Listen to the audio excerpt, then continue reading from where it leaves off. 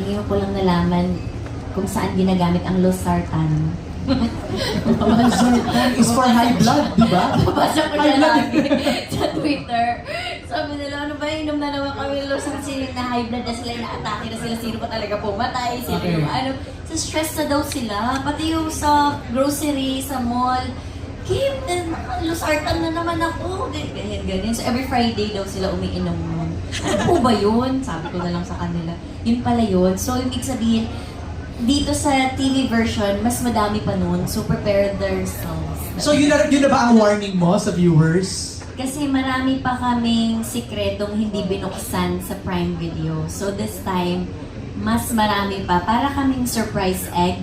Yung pag binuksan mo yung isa, meron pang another. Yung ang daming nangyayari. So, mas marami pang mangyayari dito sa TV version. Maganda yung second question niya. It's